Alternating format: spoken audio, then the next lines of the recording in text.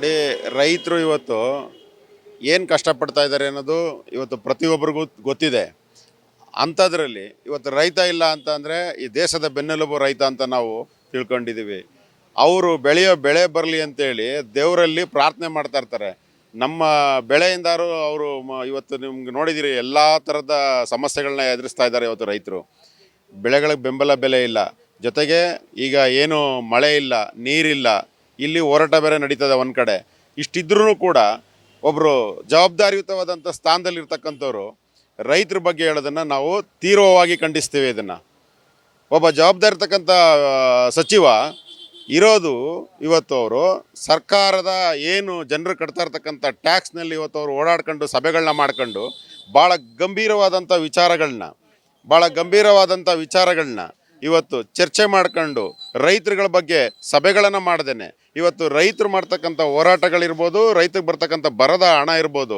ಅಲ್ಲ ರೀ, ಇವತ್ತು ಏನಾಗಿದೆ ಅಂದರೆ ಕಾವೇರಿ ನೀರು ಅರ್ಧಕ್ಕೆ ಬರ್ದೇನೆ ಅರ್ಧ ಬೆಳೆ ಎಲ್ಲ ಒಣಗೋದು. ಇವತ್ತು ಸ್ಕೂಲ್ನಲ್ಲಿ ರೈತರ ಮಕ್ಕಳನ್ನ ಹೊರಗಡೆ ನಿಲ್ಲಿಸ್ತಾ ಇದ್ದಾರೆ. ಸರ್ಕಾರಿ ಶಾಲೆಗಳನ್ನ ಉದ್ಧಾರ ಮಾಡೋಕ್ಕಾಗ್ತಾಯಿಲ್ಲ ಅವ್ರ ಕೈಲಿ. ಅದನ್ನು ಸಭೆಗಳಲ್ಲಿ ಚರ್ಚೆ ಮಾಡೋಕ್ಕಾಗಲ್ಲ. ಇವ್ರಿಗೆ ನಾಚಿಕೆ ಆಗೋದು ಬೇಡವಾ ರೈತರ ಬಗ್ಗೆ ಮಾತನಾಡೋಕ್ಕೆ, ಬರದ ಬಗ್ಗೆ ಮಾತಾಡೋಕ್ಕೆ? ಇವರೆಲ್ಲ ಸಚಿವರಾಗಬೇಕಾ? ರಾಜೀನಾಮೆ ಕೊಟ್ಟು ಮನೆಗೆ ಹೋಗ್ಬೇಕ್ರಿ ಇವರು.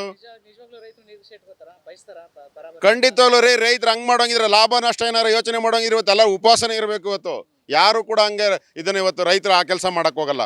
ಇವತ್ತು ಪ್ರತಿಯೊಬ್ಬ ರೈತನು ಕೂಡ ಔಷಧಿ ತಂದು, ಬೀಜ ತಂದು, ಅದಕ್ಕೆ ಗೊಬ್ಬರ ಹಾಕಿ, ಮತ್ತೊಂದು ಹಾಕಿ ಯಾರಾದರೂ ಬೆಳೆ ಹೋಗ್ಬಿಡ್ಲಿ ಅಂತ ಮಾಡ್ತಾರೆ ಅಂದರೆ ಅವ್ರಿಗೇನು ಜ್ಞಾನ ಐತೆ ಅಂದರೆ, ಅವ್ರ ಜ್ಞಾನ ಇಟ್ಕೊಂಡು ಮಾತಾಡ್ತಾರೆ ಅಂದರೆ ಯಾಕೆ ಇದ್ದಾರಲ್ಲ ಸಚಿವರಾಗಬೇಕು?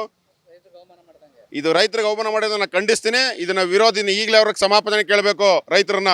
ಇದನ್ನು ಭಾಳ ಆಕ್ರೋಶದಿಂದ ನಾನು ಹೇಳ್ತಾ ಇದ್ದೀನಿ. ಇದನ್ನು ಖಂಡಿಸ್ತೀವಿ ಇವ್ರ ಮಾತನ್ನು. ಅನುಕ್ಷಣದ ಸುದ್ದಿಗಳಿಗಾಗಿ ವಿಸ್ತಾರ ನ್ಯೂಸ್ ಯೂಟ್ಯೂಬ್ ಚಾನೆಲ್ ಸಬ್ಸ್ಕ್ರೈಬ್ ಮಾಡಿ. ಹೊಸ ಸುದ್ದಿಗಳ ನೋಟಿಫಿಕೇಶನ್ಗಾಗಿ ಬೆಲ್ ಐಕಾನ್ ಕ್ಲಿಕ್ ಮಾಡಿ. ಲೇಟೆಸ್ಟ್ ಅಪ್ಡೇಟ್ಸ್ಗಾಗಿ www.vistaranews.com ವೆಬ್ಸೈಟ್ಗೆ ವಿಸಿಟ್ ಮಾಡಿ. ಅಂಗೈಯಲ್ಲೇ ಜಗತ್ತಿನ ಸುದ್ದಿ ತಿಳಿಯಲು ವಿಸ್ತಾರ ನ್ಯೂಸ್ ಕನ್ನಡ ಆಪ್ ಡೌನ್ಲೋಡ್ ಮಾಡಿ.